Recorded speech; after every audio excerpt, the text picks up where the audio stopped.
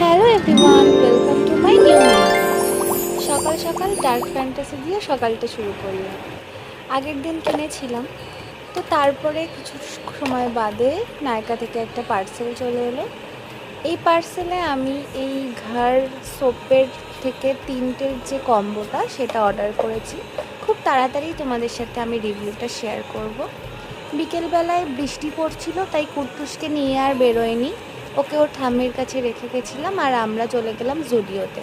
কারণ শনি রবিবার ছাড়া আমাদের আর সময়ই হয় না। সারা সপ্তাহের যা যা কাজ সেগুলোই আমরা এই দিনগুলোই কমপ্লিট করার চেষ্টা করি।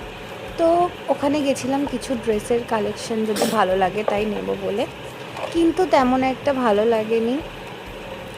আমি কিছু ট্রায়াল দিয়েছিলাম, এই টপ, একটা ব্যাগি জিন্স, কিন্তু এগুলো কিছুই আমাকে ভাল লাগছিল না, ওই জন্য কিছুই না কিনে বাড়ি চলে আসলাম। তারপরে এই জুতোটাও ট্রায়াল দিয়েছিলাম, এই জুতোটা ভালো লাগছিল কিন্তু দরকার ছিল না। রাতের বেলায় খেলাম একটা তান্দুরি,